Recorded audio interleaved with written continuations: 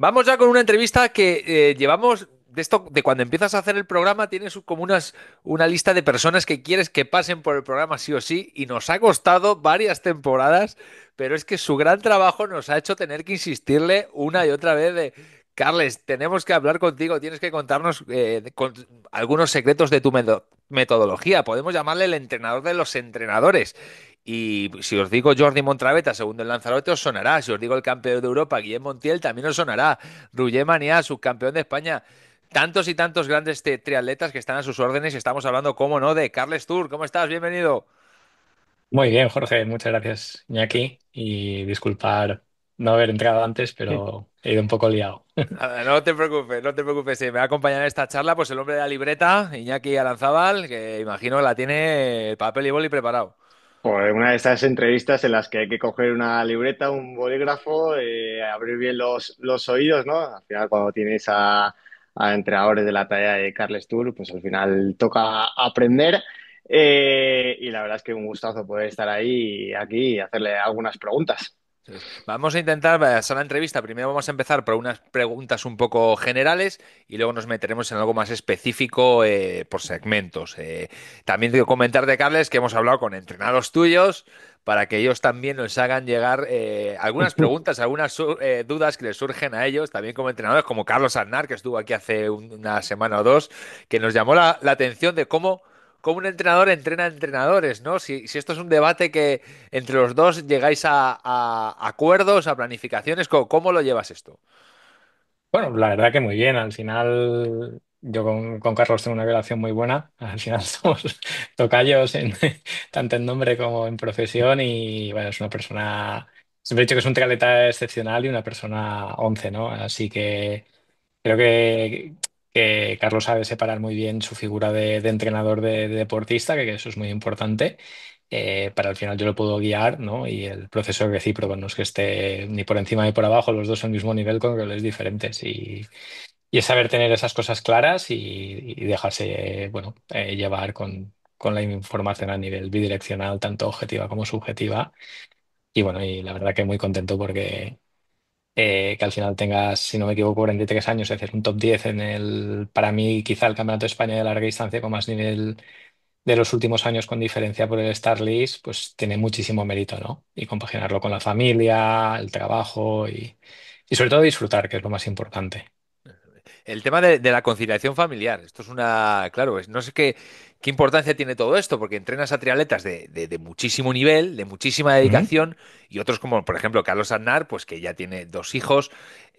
Claro, eso para ti como un entrenador en el que, bueno, si te dirán que quieren rendir al máximo nivel, es un factor que también tienes que tener en cuenta a la hora de planificar esta conciliación familiar, ¿no? ¿Qué factores tienes en cuenta también a la hora de hacer tus entrenamientos? Pues mirar, Jorge Iñaki, yo básicamente os hablaré no solamente de los triatletas, porque me he dedicado en los últimos 20 y pico años al fondista. Y al final el deporte de fondo es muy exigente, ¿no? Es muy demandante en cuanto a horas y constancia. Entonces creo que el secreto de todo es intentar hacer un estudio no solo de lo que sería mejor desde el punto de vista fisiológico, sino también integrar la parte sociológica de la persona, ¿no? Eh, Tengo una frase mía particular que digo, Happy Rider, Happy Legs, porque lo que he determinado a través de muchos años y cada vez hay un poquito más de experiencia, es que si el deportista no está disfrutando con lo que está haciendo, será muy difícil que de coco acabe rindiendo bien, ¿no? Hemos visto pues, muchos deportistas que en un Ironman, siempre lo digo, habrá algún momento que será malo. Y en ese momento tener la batería al 100%, saber que quieres luchar, que estás ahí dándole un significado, quizá entrenando un poquito más, menos de lo que se podría, pero llegando fresco mentalmente, te va a dar muchas más tablas probablemente de rendimiento que llegando en la excelencia o aquello de libro teórico a nivel fisiológico y que a la hora de la verdad pues llegues pasado de vueltas, cansado, con problemas personales, etcétera. Entonces es intentar ver ese cuadro de cada deportista y a partir de ahí pues tejer lo que sería el mejor esquema, ¿no? Yo, Para cada deportista. Yo invito a la gente, preparando un poco esta entrevista, viendo un poco el historial y la experiencia de Carles, ¿no? Que entren en su web y vean todo el historial y experiencia en cuanto a formación y deportistas que ha llevado, que ha estado en los Juegos Olímpicos de, pues, de Río, de Tokio, y bueno, en multitud de másteres, ¿no? Al final, con toda esa formación, esa experiencia, ¿no? Que te da todos esos años, supongo que creas una forma de entrenar, un método propio que lo llevas a tus deportistas, ¿no? Pero sí que es verdad que muchas veces vemos que ese deportista no se ajusta muy bien a ese método, ¿no? Eh, ¿Cómo se ajusta ese método a tu deportista? ¿O hay deportistas con los que no puedes Mm. entrenar porque tu método no los lleva bien y tú confías únicamente en tu método o es un poco flexible? No, yo me considero, mira, es muy buena pregunta, Iñaki. Yo me considero, creo, con humildad, muy flexible. Mm, Jamás aplico dos metodologías iguales a dos personas, porque creo en la singularidad, ¿no? de la persona. Y si me permitís, voy a explicar una cosa. Hombre, Cuando yo claro. estudié INEF en su día, eh, que tenía 18 19 años, ¿no? Y yo estudié en una facultad que tenía, digamos, una visión holística de la persona, una visión integral, una visión filosófica, no fisiológica, ¿no? Que siempre que estamos hablando de la fisiología, antropológica. Y yo cuando entré en esa clase de un doctor que es excelso, que es un teólogo, filósofo y tiene otra carrera, ahora no me acuerdo, tiene los tres doctorados en las tres cosas, y teólogo, Francesc Turralba, yo dije, ¿qué narices hago aquí? Pero yo lo que realmente quiero aprender es rendimiento, ¿no? Y de qué me va a servir a mí la antropología del ser humano en el deporte. Ostras, qué equivocado estaba. Os puedo decir que era la clase de INEF que más éxito tenía y que es que el profesor salía aplaudido. Es una persona que ha escrito más de 100 libros, un conocimiento, bueno, brutal del ser humano en todas sus dimensiones, excelso, ¿no? Y eso fue, pues, una entre las millones de lecciones de humildad que he recibido, pues intentar integrar la parte humana y el pensamiento a la parte fisiológica, ¿no? Muchas veces, no sé, no soy mucho de redes sociales, pero alguna se me ha tildado, pues que si científico, números o fisiología, pero creo que antes de todo nos olvidamos que ponemos mucho al deportista antes de la persona y nunca tenemos que olvidar que somos personas antes que deportistas, ¿no? Y te puedo decir muchos ejemplos a lo largo de estos X años que he entrenado, ¿no? Entonces, yo no impongo, yo propongo. Entonces, al final, cuando tú quieres enseñar algo, jamás tienes que imponer, porque la imposición tan solo lleva a modificación de hábitos, pero no a cambios. Una de las cosas más difíciles que hay en neurociencia es cambiar.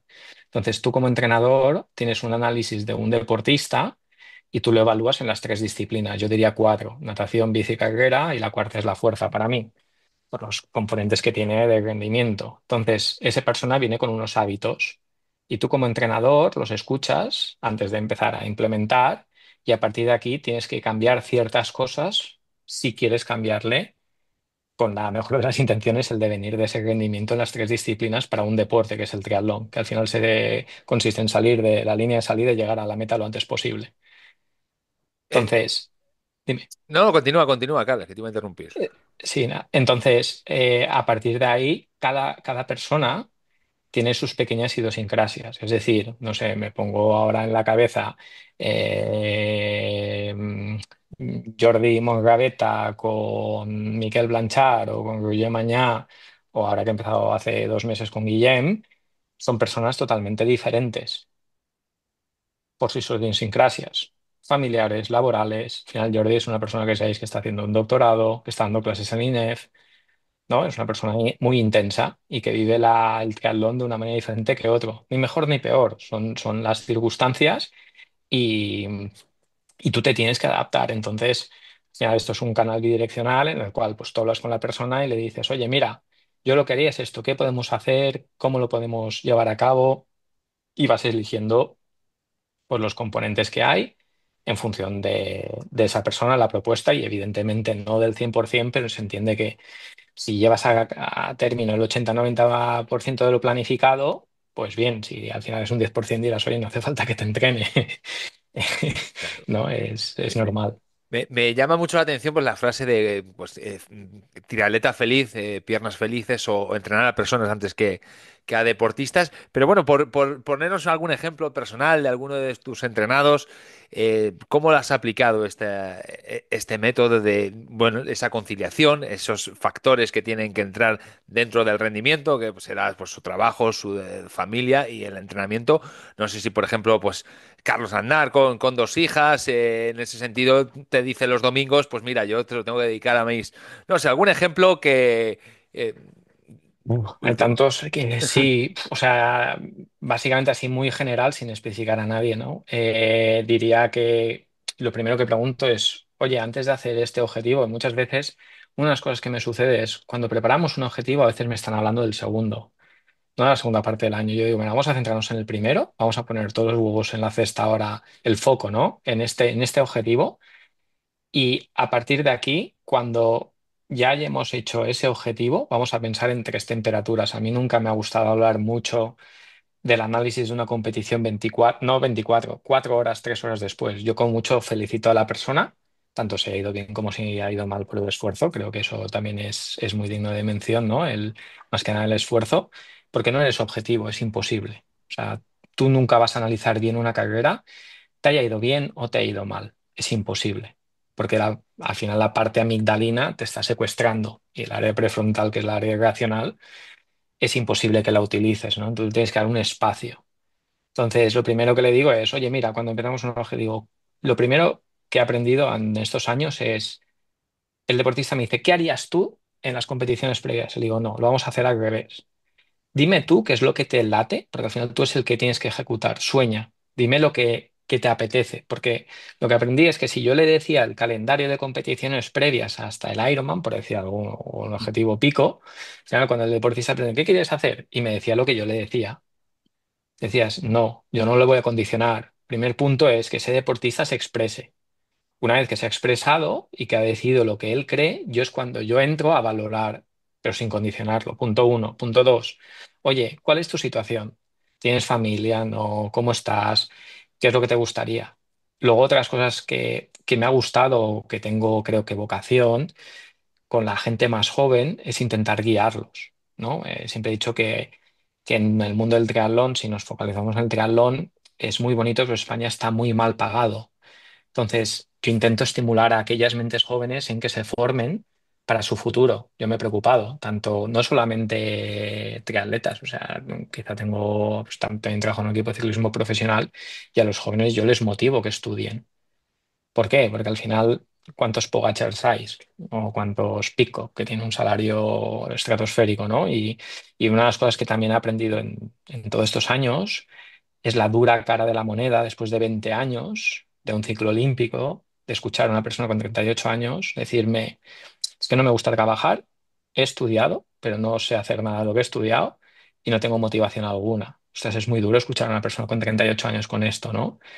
Y el reintegrarse en la vida diaria no es fácil. Entonces, yo siempre me he sentido un poco responsable cuando una persona ha confiado en mí para poder preparar un objetivo. Si esa persona es joven, con cierto, digamos, trayectoria de modulación de su vida profesional, ¿no? Es estimularlo hacia, bueno, bueno, a un futuro, ¿no? Post triatlón qué bueno. Pues o post ciclismo. eso es muy importante porque hoy en día yo creo que también por culpa en parte de las redes sociales, ¿no? Que estamos viendo que muchos jóvenes, pues eso, pues quieren ser Pogacar, quieren ser deportistas de élite y no saben muchas veces lo complicado que es, ¿no? Y tener ahí a tus padres, a un entrenador, a gente cerca Mm. que te explique que, bueno, que no es tan fácil y que hay que intentar ver otras vías por si acaso y demás, pues yo creo que es algo muy importante. Yo por Sí. saltarme no, o una pregunta que tenía para el final, entonces entiendo que Montalaveta, Jordi, es el que tiene que decidir si va en Brun antes que a Niza. No le vas a condicionar. Mm, No, no, bueno, yo le dije, o sea, lo comentamos, ya está más o menos decidido y bueno, y al final hicimos un pensamiento racional de qué nos aportaba cada cosa con sus pros y contras, ¿no? Y al final yo creo que que lo más bonito es hacer un proceso guiado, que ellos se den cuenta que es realmente lo que les va a ir mejor y lo que creen. Yo al final creo que es una de las grandes funciones del entrenador, ¿no? Yo jamás he intentado, o igual si lo he hecho, que me disculpe la persona que lo he hecho mal, ¿no? Pero, o que no lo he dirigido bien, es intentar guiar a esa persona hacia su beneficio, no el mío como entrenador. Yo creo que sería muy poco honesto y bueno, y no muy ético por mi parte, ¿no? Entonces, bueno, creo que más allá de todo, al final lo que queda, lo bonito del podium es el camino, ¿no? De lo que haces, lo que aprendes, lo que compartes. Y por suerte en estos 20 y pico años, pues he tenido muy buena relación con el 99% de la gente que tiene el gusto de dirigir, tanto si es profesional como amateur, ¿eh? No, aquí no hacemos Dos. Yo, distinciones. Yo antes, Pirata, antes de empezar con las preguntas un poco más concretas de cada Sí. segmento, ya que estamos hablando con Carles, que ya estaba entrenando pues, a gente que ha estado en Juegos Olímpicos y bueno, ya lo has comentado tú Mm. antes, ¿no, Pirata? Con gente que, pues como Jordi Montraveta y demás. Bueno, hoy en día que estamos viendo actuaciones increíbles, ¿no? Pues como en Hamburgo las mujeres hace unos días o el propio Mesías, ¿no? Que bajó de 2 horas 30 en ese maratón de Brasil. Yo quiero preguntarte, Carles, si tienes algún recuerdo en estos 20 o 20 y tantos años que llevas en el mundo de alguna actuación de alguno de tus deportistas que realmente te haya llamado la atención. De decir, guau, me acuerdo de la carrera de esta persona aquí que de verdad fue increíble. Sí. Y, buah, muchas. Cronológicamente, y espero no olvidarme de nadie. eh, si me olvido de alguien, pido perdón. En el mundo del triatlón, ¿eh? Evidentemente, pues nombraré a los profesionales porque al final son los que tienen mayor rendimiento, sin falta de respeto a ningún amateur, ¿no? Que también han tenido rendimientos muy buenos con, no sé, campeonatos del mundo de grupos de edad, etcétera. Da igual, no entraré ahí. Empezaría quizá con, si me permitís, destacar Marcel Zamora, que lo llevé muchos años, eh, por su mentalidad, ¿no? Su mentalidad brutal a la hora de competir, un killer. O sea, una de las cosas que te das cuenta es del bueno al killer, que yo le llamo así, al final está en la cabeza. Y Marcel lo era un killer puro, lo veías en la mirada. Quizá entrenando no era el más purista con sus, no sé, anécdotas de el día antes de un embrun comerse una tableta de chocolate, Milka, por decir algo.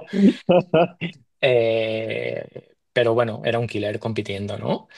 Y su capacidad de agonística. Luego, el otro que te diría, como trabajador y también un corredor que nunca tiraba, un triatleta que nunca tiraba la toalla y que le he visto hacer barbaridades en la maratón, Miquel Blanchard, ¿no? Miquel se llegaba a bajar el 20 y pico en un Ironman y quedar segundo. Y creo que valía haber ganado un Ironman. Creo que también en esa época venía con la resaca de los Eneco Llanos, de los Marcells, de los Iván Graña. Pero si te fijas los resultados y los comparamos a día de hoy, cosas brutales. Creo que los tiempos tampoco es justo compararlos, aunque tenían tiempos muy buenos por tema carbono, aerodinámica, etcétera, que eso es un factor muy importante. Tema de simplemente un tubular, o un tubeless, lo que gasta más, menos, más ancho o menos, eso ya en una carrera puede ir muchísimo con la aerodinámica. El siguiente que te diría que me sacó, y es quizá al nivel de los tres de sacrificio y de dejarse las narices en una competición y lo que quería en él, Carlos López, de ganar un Ironman desde el metro uno de la brazada hasta el final sin mirar atrás, ¿no? Y haber hecho barbaridades. Me acuerdo del Ironman, si no me acuerdo, me ganó el Ironman de Mallorca 2016, pero en el Mallorca. 2000, sí, en el 2015. Para que os hagáis una idea, los primeros 100 kilómetros pasó casi a 5 vatios kilo. O sea, una barbaridad. Se fue la castaña. Y petó, ¿no? Pero era así. Era un carácter de convicción brutal. Y quizá de todos los que he entrenado, el placer de entrenar a los profesionales, la persona que más se ha sacrificado trabajando, porque tenía familia y trabajaba a sus 6 u 8 horas cada día, ¿no? Tuvo el accidente que desgraciadamente no pude ir a Hawái, una pena, pero bueno, es lo que de esto, pero resultados muy buenos. Después, pues no sé, la tenacidad de Judith, el tercero de Roth, brutal. ¿Quién más? Jordi, pues porque como persona es un 11. Y luego también él tiene las cosas muy claras y es una persona que dice, mira, yo hago mi carrera profesional, pero sin olvidar la parte formativa, ¿no? Que creo que eso es de chapó. No sé, Ruller, pues mañana te diría, evidentemente, lo buena persona que es, la calidad que tiene, y no me gusta hablar de eso, porque tiene muy mala suerte, pero bueno, en las dos últimas pruebas hemos hecho primero, segundo, y en esta venía enfermo 2 semanas y media, entonces una persona top y que creo que tiene mucha calidad para hacer mucho más, ordenando ciertas cosas que vamos trabajando.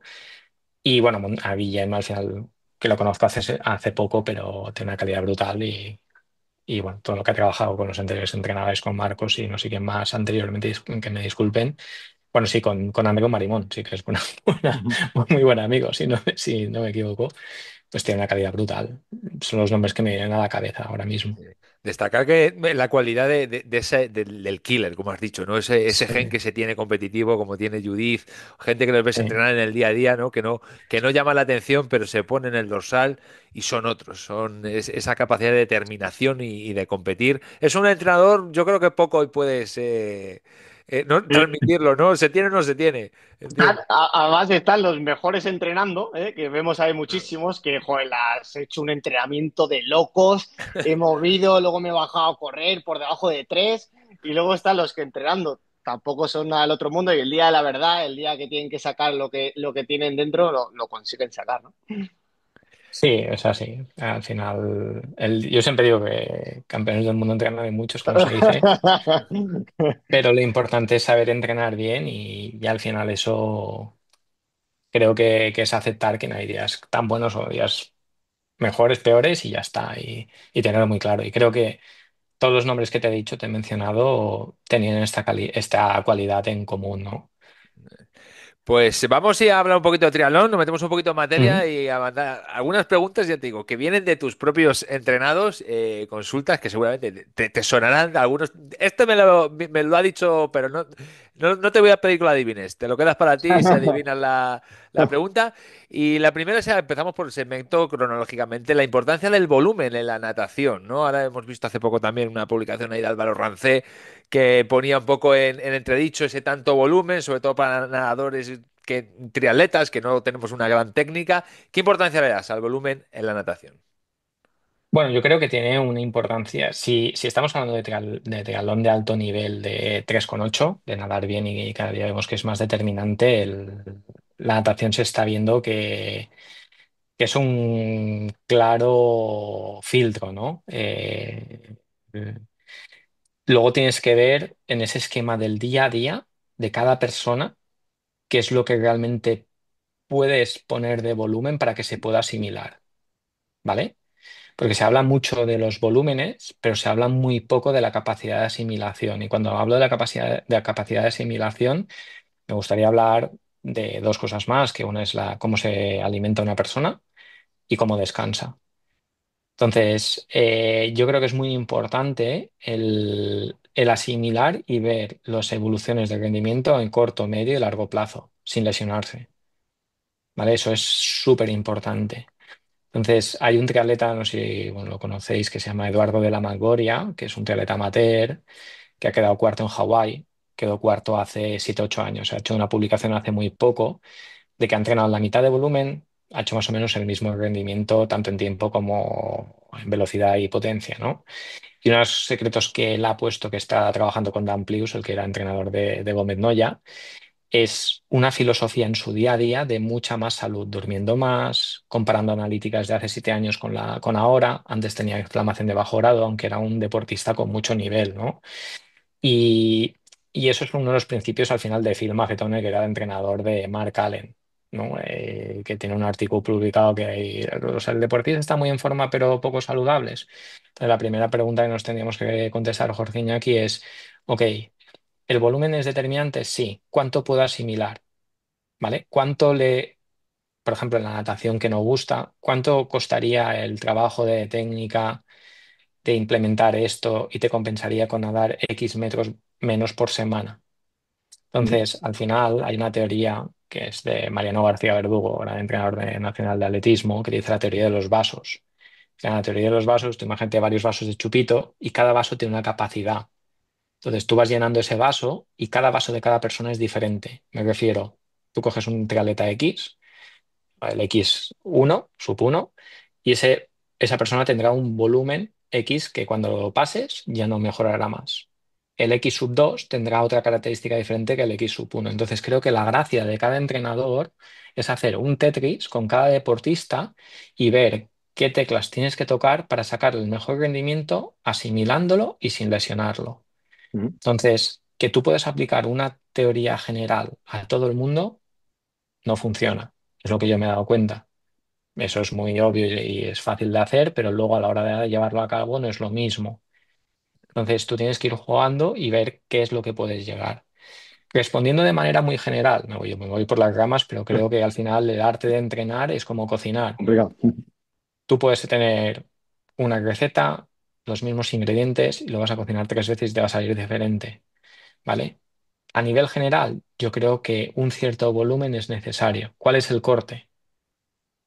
Ahí está el kit de la cuestión, pero yo creo que para larga como mínimo llegar a 18 o 20 como mínimo no te los quita nadie por semana.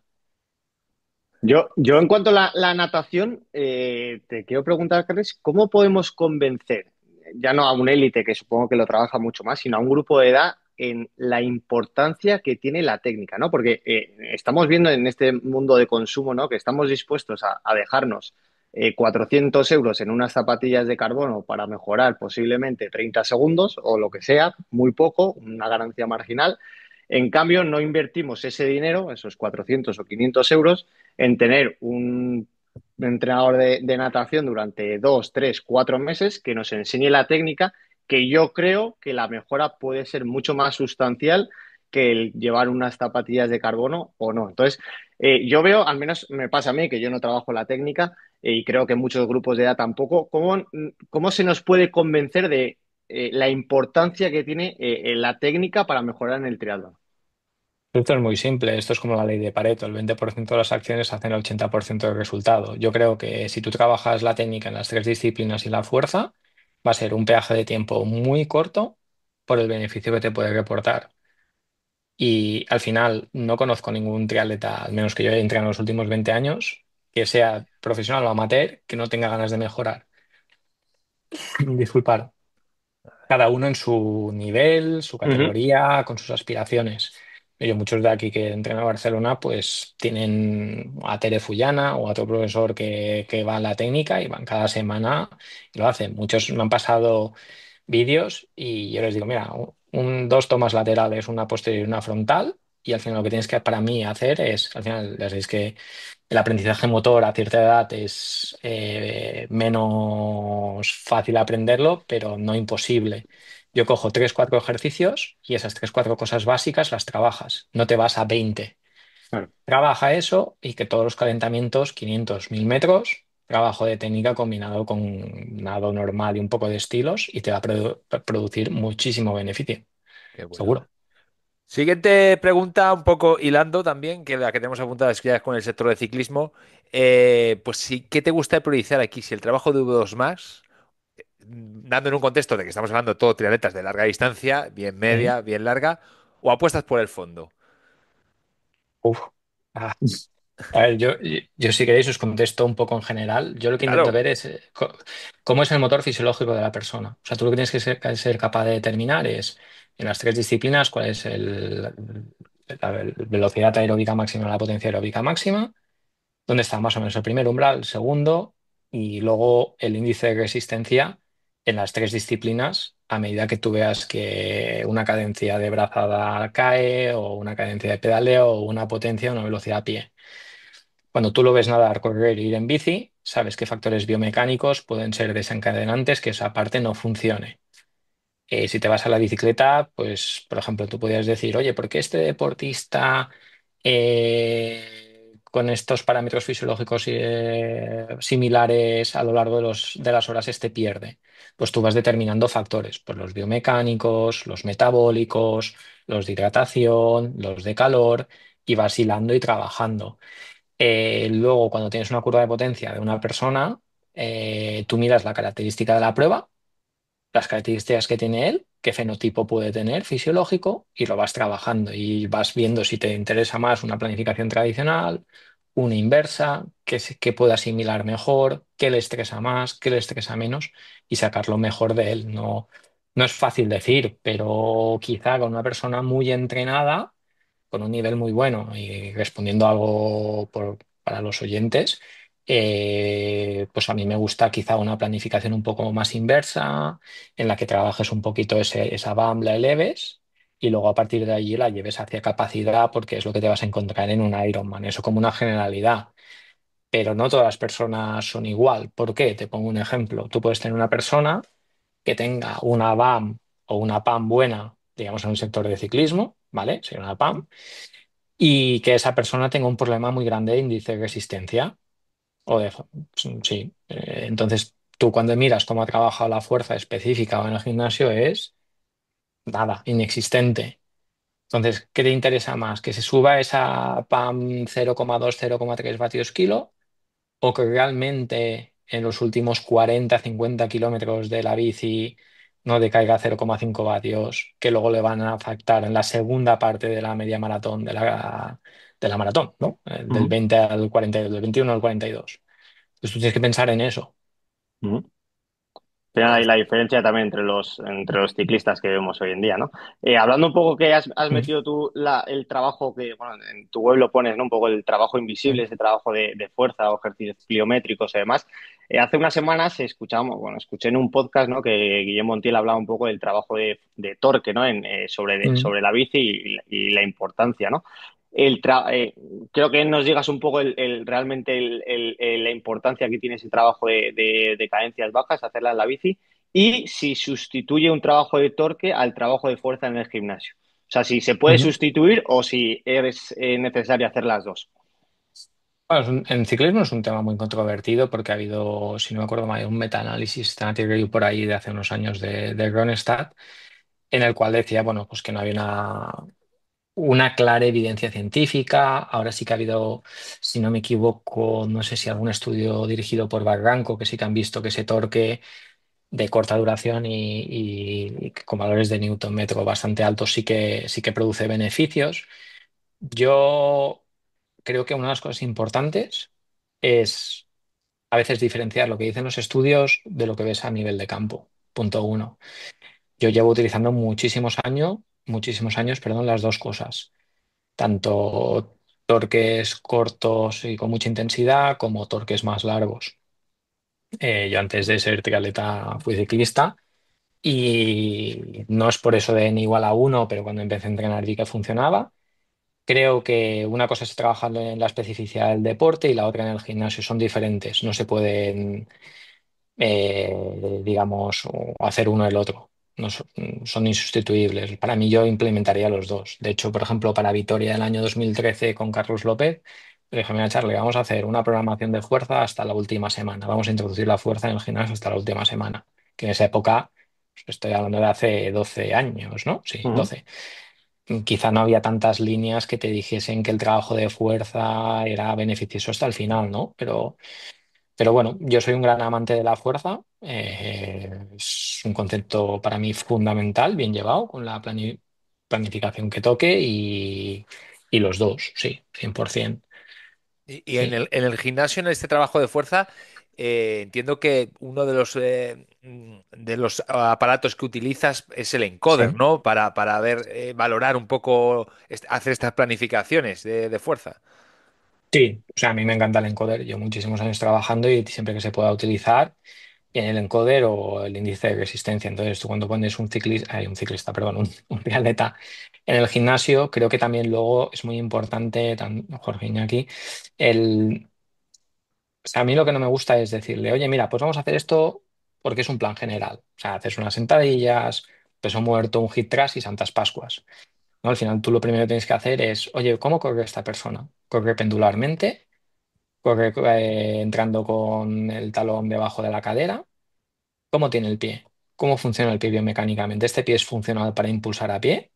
¿Le funciona el glúteo? Entonces tú a partir de ahí, si te vas a los principios de, yo qué sé, de la fisioterapia, ¿no? Vladimir Janda, de la cinesiología, te dice unos primeros problemas que hay en un triatleta es que va con la cadera baja y eso te hace que entres con el tobillo delante de la cadera y te frena. Aparte que te va a lesionar, tú ves gente pegando zapatazos a 320, 310 el 1000, que dices: "Buah, la carga que te está llegando a la cadera o al Aquiles es brutal".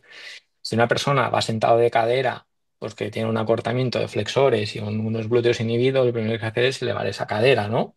Es trabajarla, ¿vale? Pues te vas a la ley de Shackleton, agonista-antagonista. Entonces, si tú tienes unos flexores cortos, estíralos, reposiciona esa cadera porque te vas a empezar a utilizar el glúteo. Si utilizas el glúteo, empujarás más los vatios, pero te impulsarás mucho más corriendo. Pero no pongas mucho trabajo de la cara anterior, porque ya lo haces tanto corriendo como en bici. Si tú quieres reeducar eso, tendrás que quitarlo y hacer mucho más cadena posterior. Invertir el ratio. De la misma manera, tú con un encoder o viendo, puedes ya ver si una pierna te funciona más que la otra, ¿no? Y al final, pues tú vas reequilibrando ese ratio para ser más eficiente. Dentro de toda esta individualización de cada ejercicio, ¿Eh? entiendo que también es otro trabajo que utilizas es saltar a la comba. Sí, sí, sí, porque es una pliometría de bajo grado que te ayuda mucho, se ha visto por estudio, ¿no? Sin hacer grandes pliometrías de más, digamos, lo que se llama la denominación media o alta. Y luego diría que hay mucha gente que hace pliometrías, pero sin una fuerza dinámica máxima de los ejercicios principales medio buena, ¿no? De 1,52 el peso corporal. Y eso está súper demostrado hace como 200.000 años, que la gente que no tiene esa base y hace una pliometría media alta, pues acaba lesionando. Ahí la importancia del gimnasio pirata, ya sabes dónde tienes que ir esta semana. Eso explícatelo tú, que hace que no lo pisas. Luego, yo quiero, ya que también tienes conocimiento sobre nutrición, ¿no? Mm. Vemos mucho, ¿no? Lo que es el entrenamiento en ayunas, en ayunas, los beneficios que puede tener, pero muchas veces, uno, no sabemos hacerlo, porque no sabemos exactamente qué es entrenar en ayunas, y dos, ¿realmente tiene beneficios y para qué son esos beneficios? O sea, no sé si tú lo aplicas en tus deportistas o no lo llevas a cabo. Sí, a ver, aquí hay muchas cosas. Lo primero de todo es si tú, por ejemplo, coges una analítica o una prueba de esfuerzo y tienes los gases, pues puedes ver el uso metabólico de las vías energéticas, el crossover point, ¿no? De los glúcidos y de la lipólisis. Entonces, ese es el primer punto, donde está el punto de corte, cuántos gramos, cuán eficiente es, etcétera. Luego, por otro lado, tú puedes implementar diversas estrategias nutricionales junto con el entrenamiento para optimizar un poco estas vías, sabiendo que en una prueba tan larga como un Ironman es importante tener un uso decente o bueno a poder ser de las grasas, Gracias. ¿vale? De hecho, Timothy Knowles, en su libro Lord of Running, te dice que para correr una maratón en menos de 2,40 tienes que tener como mínimo una oxidación de 1,0 gramos de líquido, si no es difícil, es muy difícil, ¿vale? Porque por mucho que consumas 120, a la velocidad que irás tanto en bici como corriendo y nadando, vas a deprecionar el sustrato, ¿vale? Entonces, eso sería por un lado. Para hacer una buena periodización nutricional y hacer un entrenamiento en ayunas eficiente y que tenga un efecto molecular en las vías oxidativas, toda la ruta metabólica, se considera que la noche antes tienes que hacer un vaciado. ¿Vale? Es lo que la periodización, el sleep low, train low, ¿no? Pues haces un entrenamiento que vacías, no comes hidratos, al día siguiente pues haces entrenamiento en ayunas a baja intensidad, yo nunca lo haría alta porque al final haces un catabolismo más grande del que toca y no es eficiente, ¿no? Hay gente que se mete a hacer series de V2 sin hidratos, yo eso no lo acabo de ver. Y luego rellenas y haces la priorización nutricional correcta para los siguientes días. Eso se ha visto que ha tenido mucha eficiencia, pues sobre todo en gente amateur.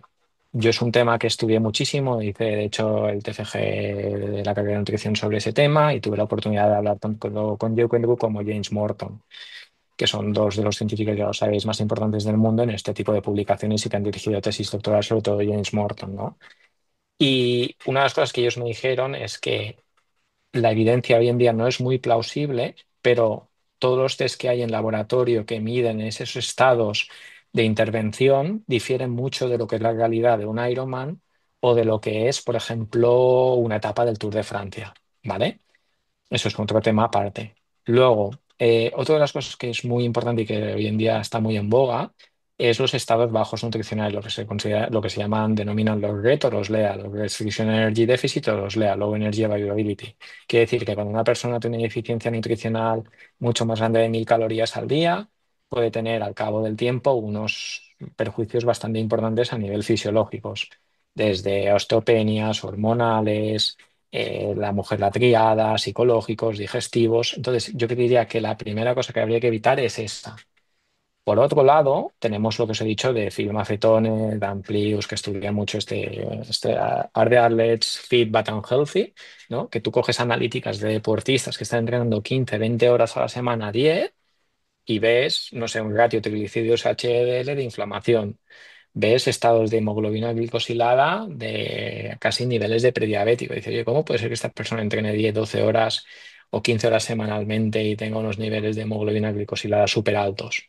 Entonces hay una descontextualización entre lo que es la nutrición y el entrenamiento, ¿no? O no se aprovechan los periodos de ventana como toca, o se come mucha porquería porque como entreno puedo permitírmelo. Entonces, decir una cosa única y exclusiva y que Mm. funcione para todos los cuadros es imposible. Creo que se tendría que individualizar y con este contexto que os he dibujado, tú puedes tirar hacia un lado o hacia otro y, Claro, bueno, implementar lo que toque. ahí muy importante lo que dices tú, ¿no? El primer punto, conocer un poco cómo es esa persona, entre comillas, por dentro, ¿no? Porque lo vimos con Dan Sí. Plus y Sam Long, ¿no? Que Sam Long lo comentó cuando dejó de entrenar con Dan Plus, era eso, ¿no? Que el método un poco de Dan Plus a él no le venía bien y vio cómo su rendimiento bajaba. Yo no sé qué hay detrás de eso y si es así exactamente, ¿no? Pero puede ser una causa, ¿no? Que al final si una persona, igual a una persona no le puedes imponer tu forma de, pues eso, ¿no? De enseñar el tema de nutrición y demás. No, por eso yo creo que Iñaki, es muy importante individualizar el contexto sociológico, pero a la vez fisiológico. Mira, un ejemplo que me viene a la cabeza, si no me equivoco, lo he mirado mucho de refilón porque no, es que no miro mucho las redes, pero el de, ¿cómo se llama este? Lionel Sanders. Ujú. Lionel Sanders, creo que si no me equivoco mal, hace 3, 4 meses por ahí, ha cambiado la nutrición y vio que Ujú. tenía unos niveles Sí, prediabetes siendo eso casi es, triatleta profesional. Y eso si es. no me equivoco, los dos, tres últimos halves los ha ganado. Sí. No quiero decir que sea por eso, pero sí que se encuentra mucho mejor, con mucho más foco y eso es cierto. Los Ujú. extremos siempre son malos y no quiero decir que no haya que hacer un extremo en situaciones concretas, Ujú. sino yo lo que veo mucho son descontextualizaciones fisiológicas con nutrición, ¿vale? O entrenamiento nutricional, al final todo es fisiología, ¿no? Ujú. Tú lo primero que tienes que hacer es, oye, coges una analítica, ves parámetros bioquímicos, serie Ujú. roja, serie blanca, enzimas musculares, transaminasas, o, yo qué sé, hormonas, y tú simplemente viendo esa analítica ya puedes darte cuenta de cómo está comiendo esa persona, cómo la carga de entrenamiento está impactando y si la está asimilando. Y te diría, yo por ejemplo hice un proyecto hace 6 años de un tema sueño para los Juegos Olímpicos y lo he seguido trabajando con muchos deportistas, con cualquier dispositivo, estos wearable device de Oura o Whoop y los patrones de sueño. Tú le preguntas a una persona cómo entrena, cómo come y cómo descansa, y con esas tres cosas, yo os puedo decir yo que campeones de olímpico del mundo, profesionales de cualquier deporte, que tengan la suerte de trabajar, una de las tres cosas lo hace mal, o la puede Sí. mejorar muchísimo. Ese gran ejemplo que has puesto de Sanders lo contaba, ¿no? Cuando habló con Frodeno y le comentó que se levantaba Sanders todas las noches cada 2 horas a mear. Y Frodeno le dijo, ahí hay algo mal, y es cuando se hizo la analítica y luego confesó él que cada vez que se levantaba a mear cada 2 horas se tomaba una tableta de chocolate, porque el cuerpo se lo pedía. Entonces, de ahí no un poco lo que dices, ¿no? Yo creo que eso también está muy lado, ¿no? Al final nos centramos mucho en que es verdad que a nivel de aerodinámica, pues zapatillas de carbono y demás, se está mejorando una barbaridad, pero yo creo que el tema de nutrición también se está mejorando una barbaridad y por eso estamos viendo los tiempos que estamos viendo, que no es solo una cuestión de material y demás, sino que la nutrición, no solo el comer 120 gramos de hidratos o 100 o cuanto más mejor, sino todo el tema nutricional que hay en el día a día es lo que también hace que veamos las marcas que estamos viendo hoy en día. Sí, 100%. O sea, para mí quizá una de las mayores revoluciones en ciclismo ha sido la nutrición. Mm. Nosotros en el equipo, por ejemplo, con los nutricionistas que hay, lo llevamos todo muy controlado. Pero también te diría y añadiría, si me permites, que no solamente, o sea, tú una nutrición al final la puedes ver cualitativa y cuantitativamente, ¿no? La calidad es importantísima. Y, por ejemplo, el doctor Jesús Álvarez Herms, que ha publicado algunos papers recientes, que es el fisiólogo de Kilian, o que ha trabajado con él, no sé si trabajan, perdonadme, que no sé cuál es su relación actual, pero si trabaja con él o ha trabajado, seguro, o sea, seguro que ha trabajado y ahí no sé si trabaja actualmente, creo que lo asesora. Ha publicado dos, tres papers preciosos de todo el tema de el daño que te puede hacer la comida procesada en exceso en la microbiota. En la microbiota tiene una relación directa, brutal sobre la salud de una persona. El procesamiento de lactato, mil cosas. Y yo hemos hecho analíticas de microbiota a diversos profesionales, yo las he visto. Y el que tiene el problema del sistema inmune le sale en la microbiota. El que tiene el problema algo inflamatorio le sale y lo ves. Y ves cómo come y te das cuenta. Y al final, quizá la comida y el sueño es una de las cosas más menospreciadas que hay en este mundo, o Bueno, más infravaloradas, ¿no? Que no se presta la atención que toca. Carles, por ir avanzando, que nos Sí, queda poquito tiempo, entrenamiento de calor. Tenemos alguno de sí. tus entrenados que nos ha dicho que para preparar el EPIC, por ejemplo, que ha notado unas mejoras a la hora de aplicar esta Ujú, metodología brutales. Para un triatleta un poco de como popular, un grupo de edad, alguien o sí. cualquiera, ¿cómo podemos aplicar este entrenamiento en calor y si tiene esos beneficios tan importantes como parece que se habla? 100%, yo le diría que no lo viese como una cosa que le puede provocar un perjuicio si se hace bien, todo lo contrario. Quizá es mucho más saludable preparar una prueba tan calurosa como el EPIC y tan dura haciendo calor que sin hacerlo. Básicamente para competir en cualquier prueba, no el EPIC, cualquier prueba del mundo larga de resistencia con calor, tienes tres estrategias o cinco. La primera, segunda y tercera es aclimatación, aclimatación, aclimatación. La tercera, la cuarta es hidratación y la quinta es el cooling, ¿no?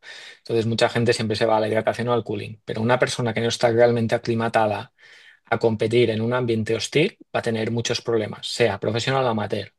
Entonces, se sabe que con tan solo 5 sesiones, en caso de los hombres de 1 hora antes de una competición con calor, vas a llegar con el 90% puedes conseguir el 90% de las adaptaciones fisiológicas a competir en ese calor. ¿Y cuáles son? Pues tener más plasma, aumentar la solarización, bajar el RP, pulsaciones, etcétera, etcétera, ¿no? Todas esas cosas que sabemos, esos factores fisiológicos. Y eso te va a prevenir de no que no tengas un golpe de calor, que alguno en el EPIC creo que lo tuvo, ¿vale? O llegó casi muy al límite. Entonces, yo diría 100%. Si es en el caso de las mujeres por temas hormonales, necesitan el doble de tiempo, como mínimo 2 semanas. Con 2 semanas de 5 días, pues ya llegan más o menos a las mismas adaptaciones que los hombres.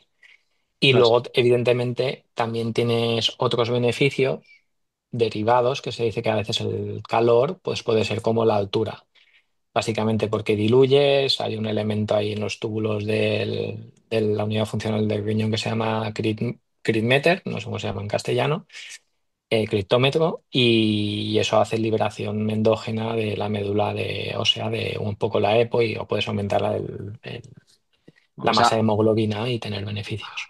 o sea, los beneficios del entrenamiento en calor también te pueden repercutir en una prueba en la que no haya tanto calor, ¿no? O sea, el haber... También se ha visto beneficios, correcto. mm, Sí, vale. O sea, Y o el sea, entre... sí, ya, Dime, iba a meter mi duda, digo, ya que voy a preparar el Ironman de Gales en agosto, aquí en España, o sea, con lo mal que lo voy a pasar en sí, agosto, entiendo que tendrá algún beneficio cuando luego llegue en septiembre a Gales y me haga 16 grados.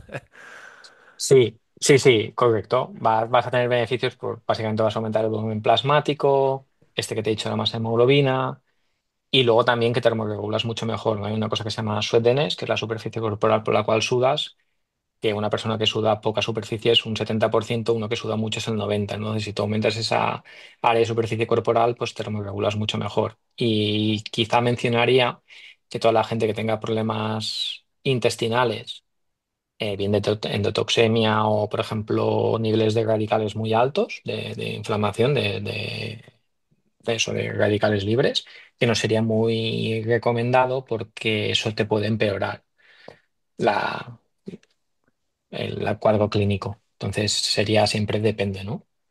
Y Vale. en cuanto y en cuanto al entrenamiento en altura, ¿a ti también te gusta que tus deportistas, porque por ejemplo hemos visto mucho el caso de, bueno, Marta Sánchez, ¿no? En Sierra Nevada, o Mikel Sí, Ugarte también preparando el Ironman de Lanzarote, que han estado ahí, o gente del Epic también como Julen Díez y demás, que hemos visto que han estado sí. preparando ahí.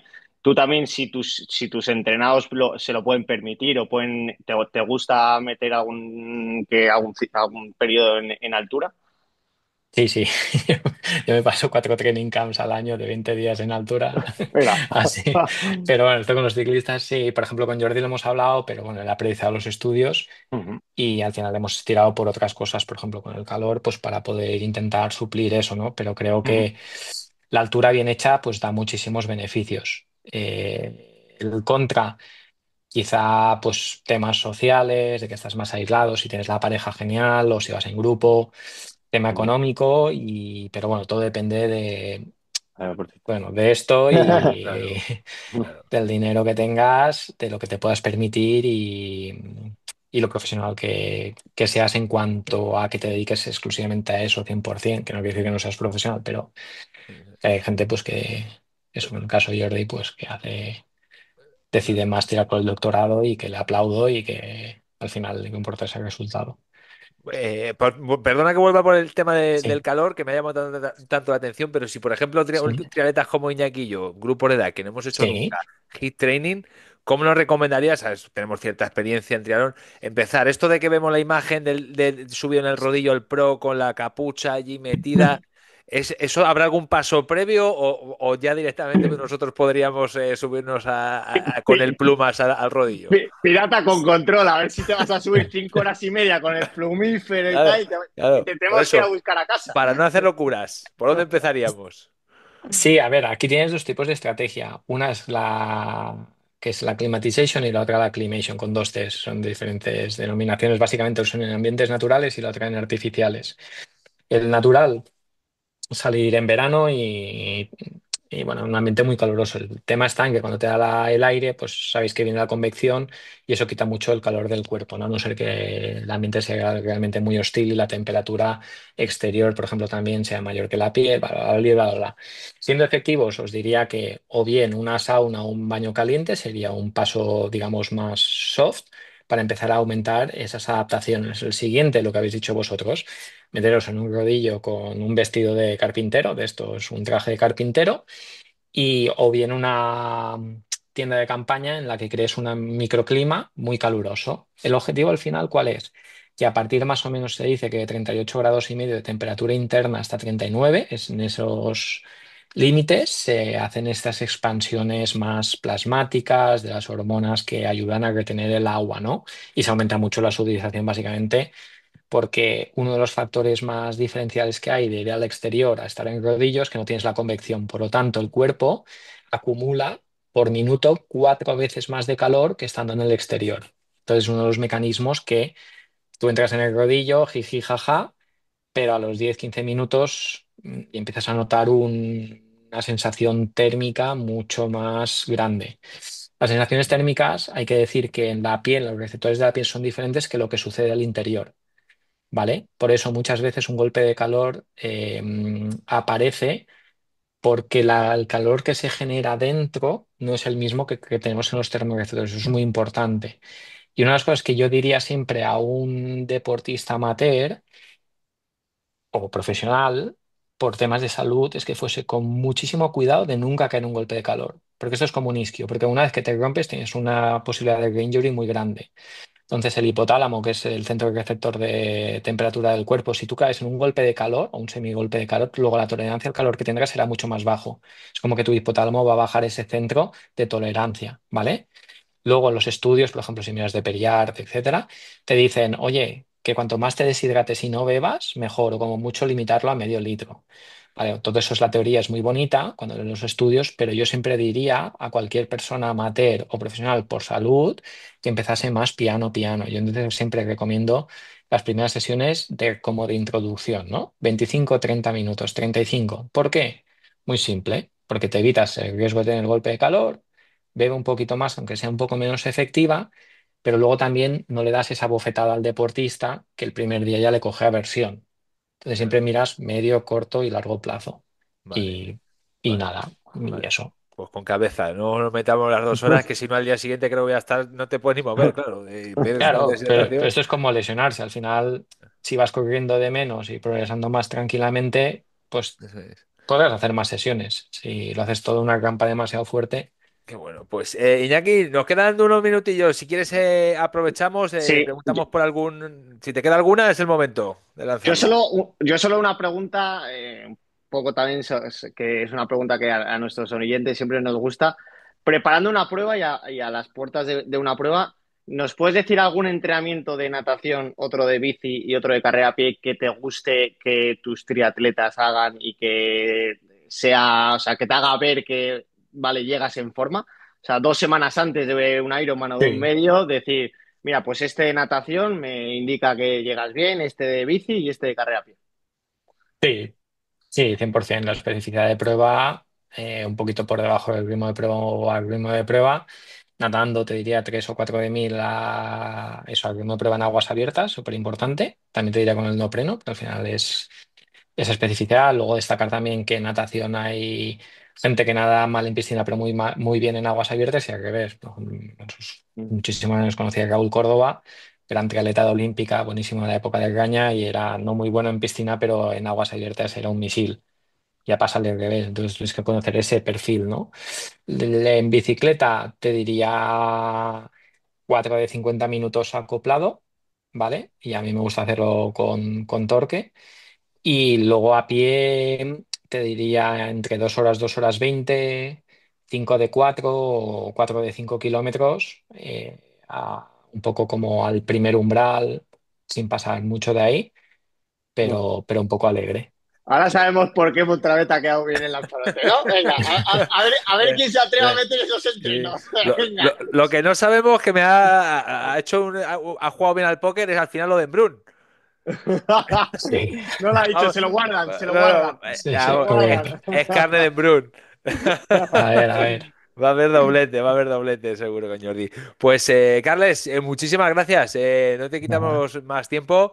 Nos ha encantado, como nos gustaría a los oyentes, nos encantaría seguir aprendiendo con Carles, pero bueno, fue una muy buena dosis de esta primera hora. Darte la enhorabuena por todos los resultados que están cosechando tus entrenadores, por el trabajo, que al final no estás en redes sociales, pero los que indagamos y preguntamos quién está detrás, pues tiene, sí, claro, evidentemente mucho valor y mucho prestigio dentro de este mundo del triatlón y no me extraña con todo el conocimiento que tienes. Y ha sido un placer aprender contigo y charlar en este ratito aquí en la transición. Así que cuando quieras, tienes las puertas abiertas para seguir pues contándonos y mostrándonos todo tu conocimiento. Muchísimas gracias a los dos, a todos los oyentes y sobre todo también a mis deportistas que bueno, es un placer trabajar con ellos. Muy agradecido. Muy bueno, Iñaki, pues nada, hala, a ponerte, a ponerte la Claro, faja me quedaría aquí 4 horas, madre amor hermoso. y al rodillo. Yo veo el entrenamiento que ha mandado Carles para preparar el Ironman y 3 días antes lo veo y me hago lesionado, o me desapunto del Ironman. Nada, Venga, un venga. placer y muchas gracias. Eso es, ponte a Nada, entrenar. Chao, gracias chicos, un un placer. placer. Adiós. Chao.